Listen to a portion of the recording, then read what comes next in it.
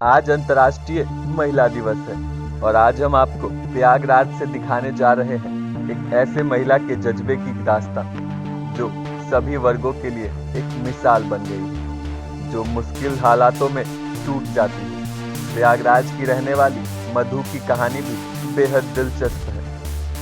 मधु ने अपनी जिंदगी का सबसे कड़ा फैसला सन 2004 में लिया, जब मधु ने ऐसे शख्स से शादी की जिसके दोनों हाथ ही नहीं थे। मधु ने बताया कि दोनों हाथ ना होते हुए भी मधु को श्री नारायण से प्यार हुआ, जिसके बाद उन्होंने परिवार वालों के रजामंदी के खिलाफ शादी की। आज मधु श्री नारायण के साथ हर कदम पर साथ दे रही है और उनके 3 बच्चे हैं। एक दिव्यांग से शादी करने के बाद मधु के दिल में दिव्यांगों के प्रति कुछ अच्छा करने की सोच दिन पर दिन पैदा होती गई और मधु आज अपने घर में कई दिव्यांग छात्राओं को निःशुल्क शरण देती है और उनका रहने और खाने का खर्चा भी खुद उठाती है। मधु और उनके पति श्री नारायण हर साल दिव्यांग और गरीब की सामूहिक शादी भी करवाते हैं। कोरोना काल में मधु ने अपने पति के साथ मिलकर शहर के कई दिव्यांगों को हर दिन निःशुल्क राहत सामग्री और भोजन सामग्री बांटती नजर आई। मधु दिव्यांग महिलाओं के लिए सिलाई केंद्र भी खोली हुई है, जहां कई दिव्यांग महिलाओं को रोजगार मिला हुआ है।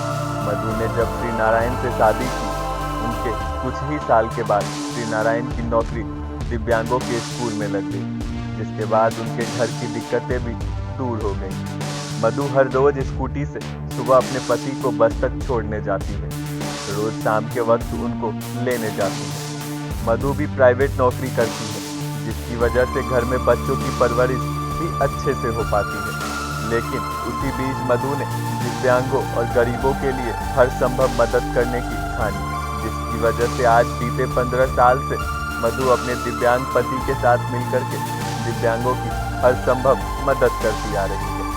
बीते 10 सालों में मधु दिव्यांग लोगों को किसी दूसरे धार्मिक शहर टूर पर भी ले जाती है, जिससे उनके दिमाग का विकास हो सके और उनको भी ऐसा लगे कि वह एक सामान्य व्यक्ति है।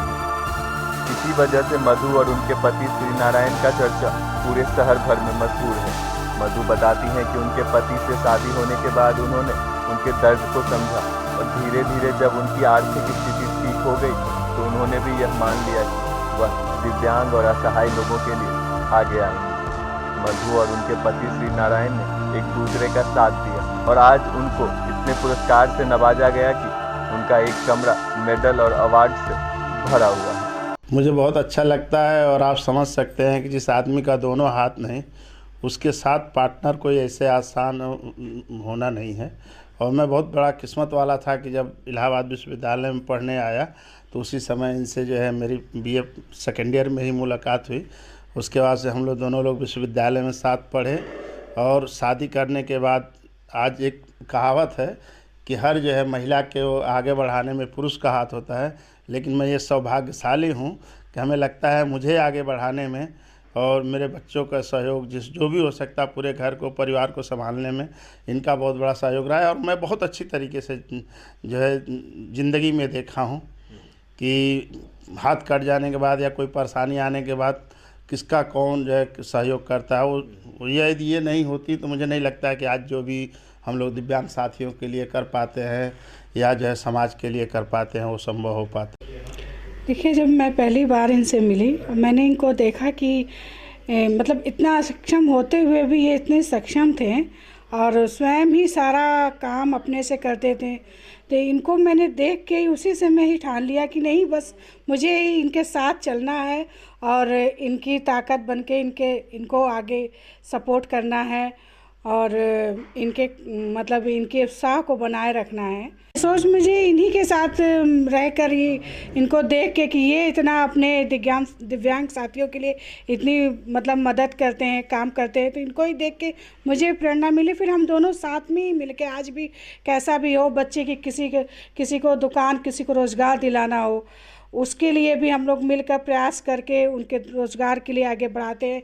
मेरे साथ काफ़ी लड़कियां हैं जो सिलाई में कुछ ना कुछ वर्क करके मैं उनसे करवाती हूँ और उसको हम लोग साथ में मिलकर चलाते बढ़ाते हैं, जिससे उनकी कुछ रोजी रोटी चलती है। सिलाई भी मैं मतलब काफ़ी थोड़ा थोड़ा हर टाइम पे उनसे करवाती रहती हूँ।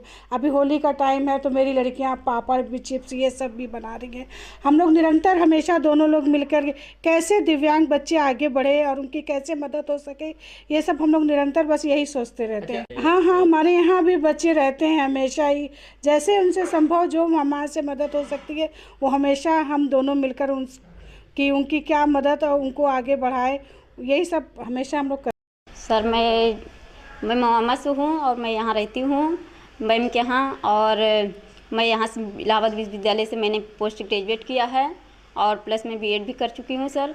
और यहाँ भी बहुत ऐसे स्टूडेंट हैं जो सभी रहते हैं, बहुत कोई प्रॉब्लम नहीं होती है।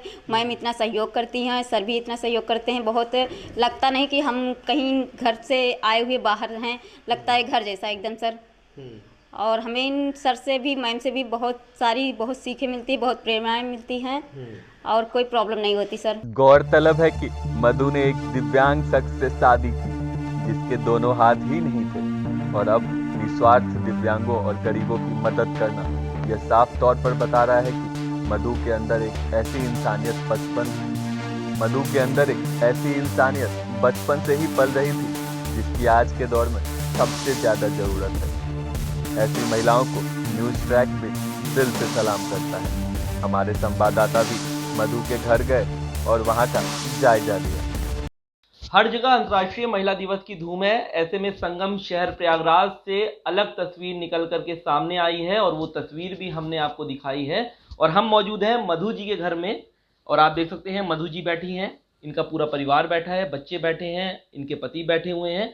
और मधु जी क्यों फेमस हैं वो भी आपको हमने तस्वीरों में दिखाया है कि इनके जज्बे और हौसले को पूरा प्रयागराज वासी जो है वो सलाम कर रहे हैं। छात्राएं यहाँ पर कुछ बैठी हुई हैं जो दिव्यांग है। सामने आप देख सकते हैं कि मित्र भी जो हैं वो भी यहाँ पर आए हैं, वो भी यहाँ बैठे हुए हैं। और ठीक सामने आप देख सकते हैं कि यहाँ पर कई आपको अवार्ड दिख रहे होंगे जो मधु जी के साथ साथ इनके पति को भी मिले हुए हैं, इनके कार्यों की वजह से मिले हुए हैं। और अगर हम इनके कार्यों की बात करें तो इन्होंने सबसे पहले जो बोल्ड स्टेप लिया था वो 2004 में लिया था, जब इन्होंने शादी की थी एक ऐसे शख्स से जिनके हाथ नहीं है। एक हादसे में उनके दोनों हाथ चले गए थे, लेकिन इन्होंने एक बड़ा और बोल्ड स्टेप लेते हुए उनसे शादी की और जिसके बाद उन्होंने अपने परिवार को संभाला और अब वो गरीबों को, असहायों को, दिव्यांगों को वो मदद कर रही हैं। हर साल वो तकरीबन 50 से ज़्यादा जो दिव्यांग लोग हैं उनको टूर पे भी ले आती हैं। साथ ही साथ जब कोरोना काल हुआ था तो उन्होंने काफ़ी लोग की मदद की थी और अभी भी वो घर में जो यहाँ पर उनके जो कमरे बने हुए हैं, रूम्स बने हुए हैं, उनमें भी कई छात्राएं यहाँ पर आकर के निःशुल्क रहती हैं। अब वो लोगों से अपील कर रही हैं कि जो लोग सक्षम हैं वो गरीबों की मदद करें, दिव्यांगों की मदद करें, ताकि जो समाज है वो और बेहतर हो सके। तो हम ये कह सकते हैं कि प्रयागराज से महिला दिवस के मौके पर एक अलग सी तस्वीर दिखाई दे रही है। वीडियो जर्नलिस्ट संगीत उपाध्याय के साथ सैयद आखिर रजा, प्रयागराज।